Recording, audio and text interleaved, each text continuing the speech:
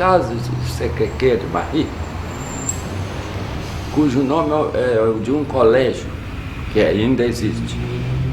Ele ocorreu 24 de novembro de 70, no bojo de numerosas outras aparições. Tempo calmo, sem chuva, boa visibilidade noturna, etc. É nesse contexto que surgiu o caso de avistamento feito por uma moça chamada Yara. Na época era estudante de Belas Artes e ao mesmo tempo professora noturna de umas turmas do Colégio Sacré-Cœur. Nesse horário ela seguiu para suas aulas, penetrando na lateral do prédio, que é uma alameda, na escuridão relativa, porque não havia iluminação lá. E de repente estranhou que havia uma claridade no fundo do prédio, que ela nunca tinha visto. Só quando dobrou o prédio à esquina, é que ela olhou. A origem da claridade era um objeto em forma de ogiva, iluminado até a borda. Na borda ele tinha uma faixa preta. Então, ao ver esse objeto, ela teve um tremendo susto, porque quando ela viu a luz, ela disse: eu pensei assim, segundo ela, até que enfim tomaram vergonha e puseram luz no pátio. Tá? Só que a luz não era nossa, era do aparelho.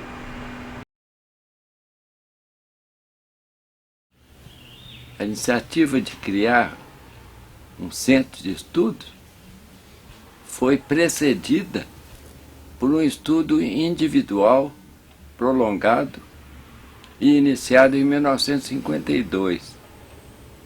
Então eu falava pouco, ouvia tanto quanto possível e lia também tudo que se apresentasse publicado.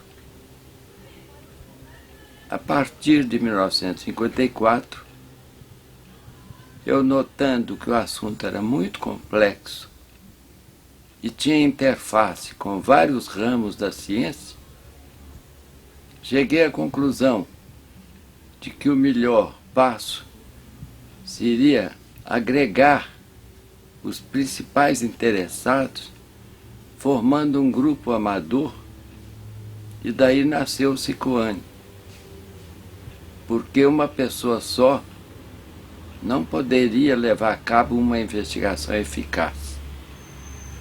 Tal a complexidade do problema e as suas relações com os vários ramos científicos, no campo da ciência, da religião, da filosofia, por exemplo. O Cicoane, isso é uma história, né?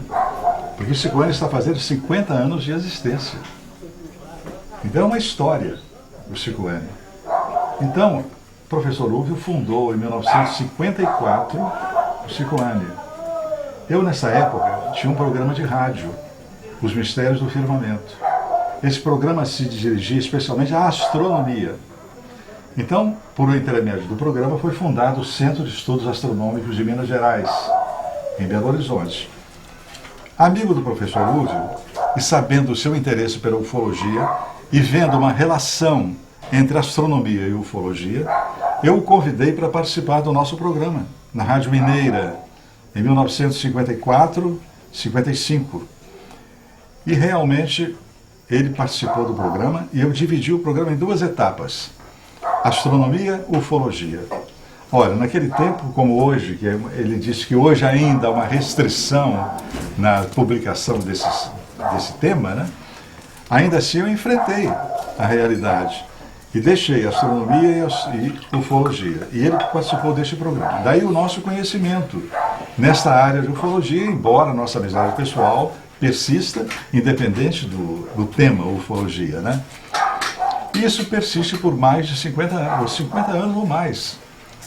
O nosso contato deu origem não à minha presença propriamente dita. Como eu ajudei a criar o Centro de Estudos Astronômicos de Minas Gerais, também colaborei com o professor Rubio na formação do Cicoane. Então, o ano de 54 é o início. Principalmente no fim do ano, houve uma atividade de pesquisa bastante significativa, porque nos meses de outubro, novembro e dezembro, a onda de aparições de aparelhos estranhos sobre o continente sul-americano atingiu também o nosso estado e a nossa cidade, Belo Horizonte. Então isso nos deu oportunidades para aplicar um questionário que eu havia traduzido, originário da Força Aérea Americana, para coletar dados por escrito das testemunhas.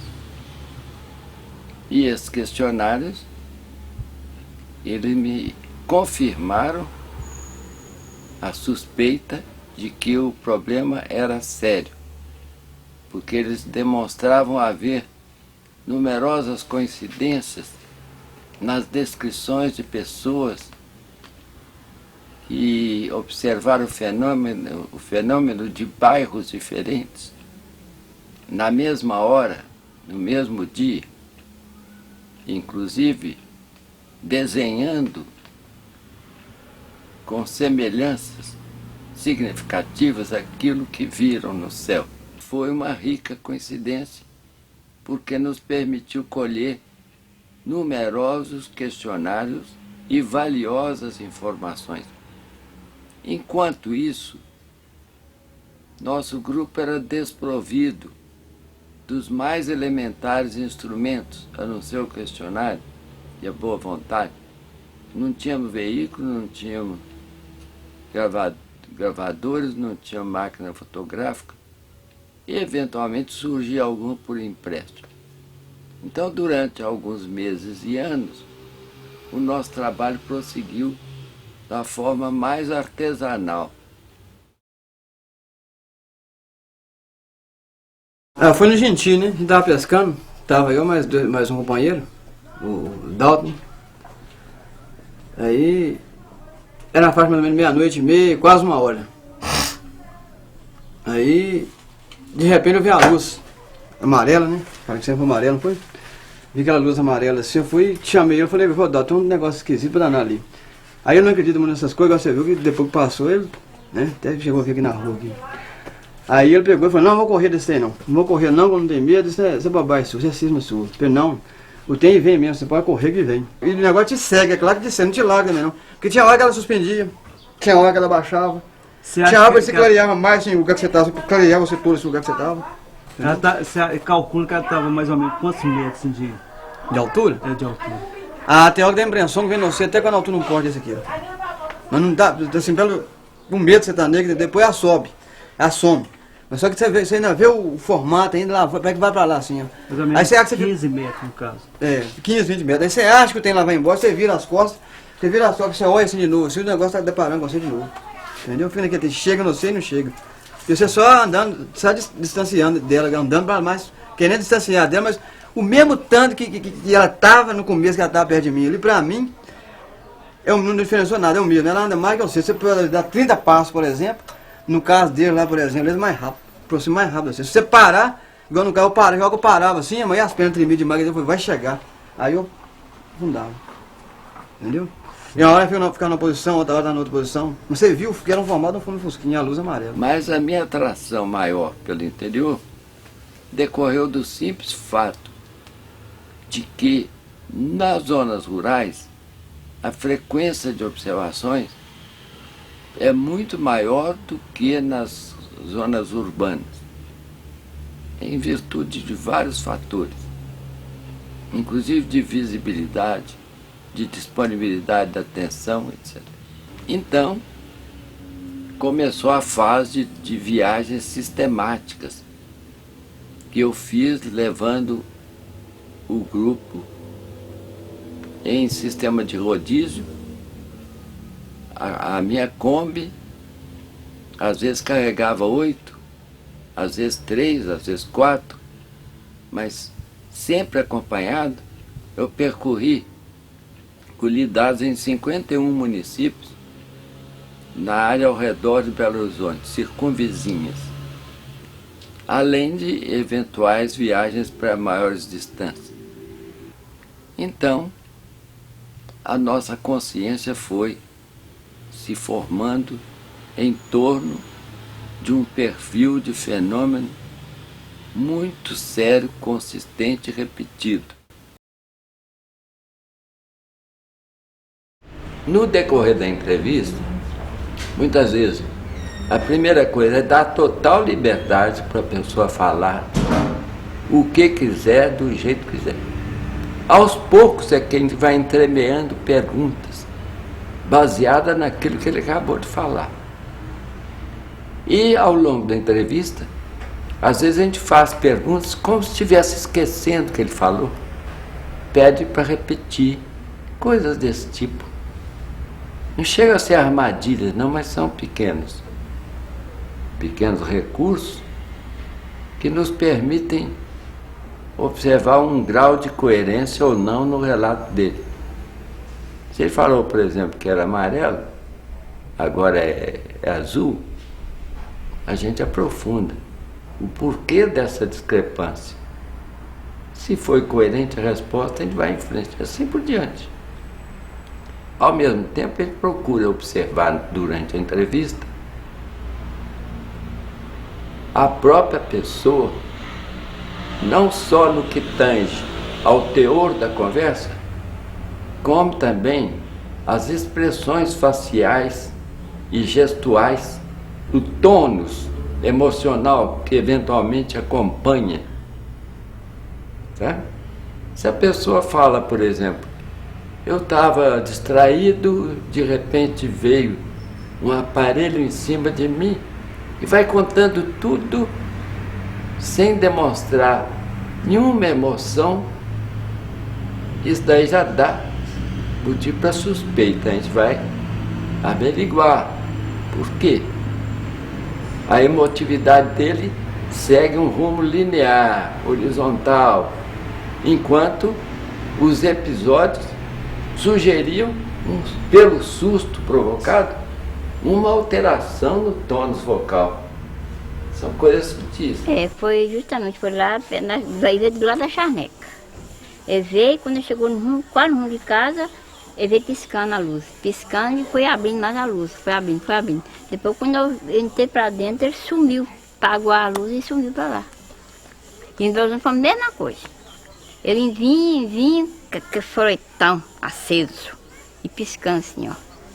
Quando ele chegou mais perto, aí sumiu. Piscava a luz, e quando ele chegava perto, mais ficava piscando, que é a luz vermelha. Quando ele vai chegando perto da pessoa, se tiver uma pessoa sozinha, ele abaixa e taga a luz, e pega. Pega a pessoa? Pega a pessoa e leva. Às vezes, a gente descobre que é fantasia. Se não total, é parcial. Certo? Parcial, naquele trecho. Mas isso tudo não tem valor matemático, não.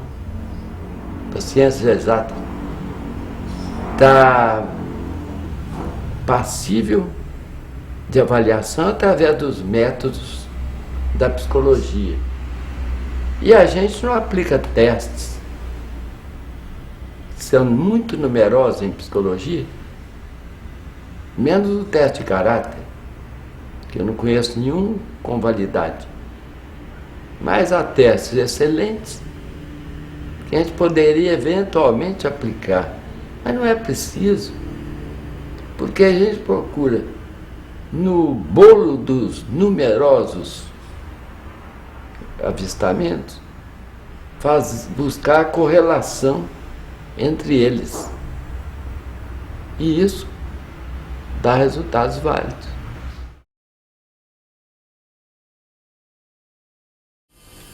recortes, clippings de jornais e revistas.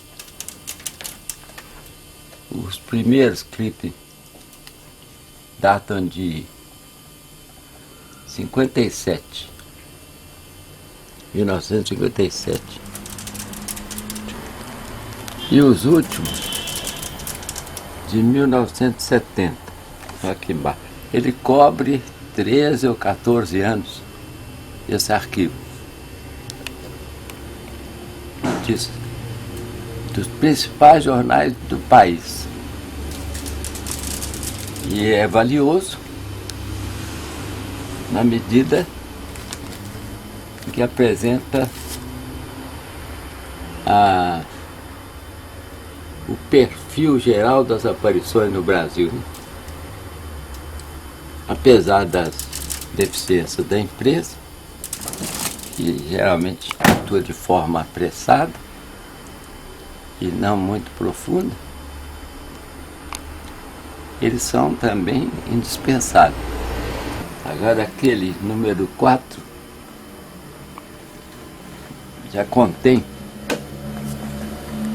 as fitas com as gravações das entrevistas feitas ao longo de 50 anos, ou mais, um pouco menos. Aqui debaixo, elas estão afogadas debaixo dessa papelada, para você ter uma noção. Elas estão todas numeradas em ordem crescente. Termino nessa terceira gaveta. Bom, aqui já tem 482 e tem mais 20. Aqui está em rascunho. Em 12, expedição 12/2000.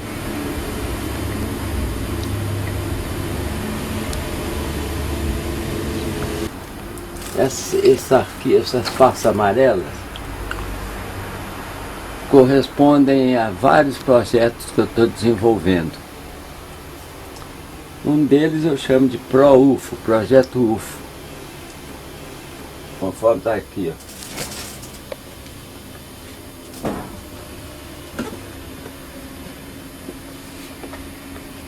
Projeto UFO.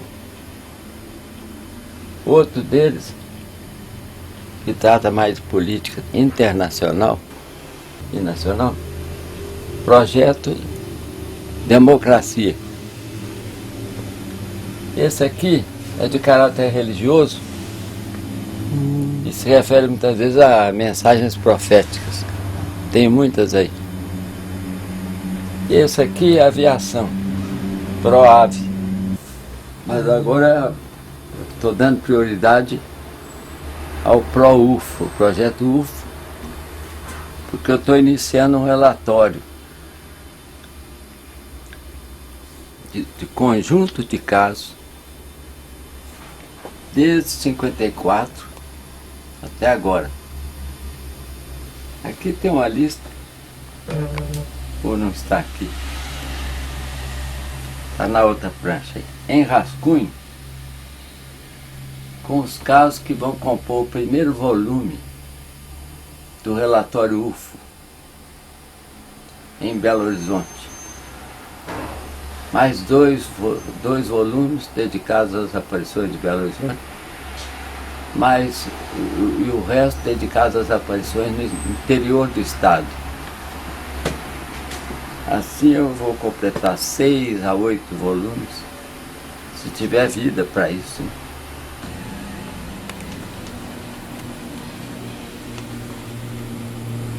Lista de expedições, pronto.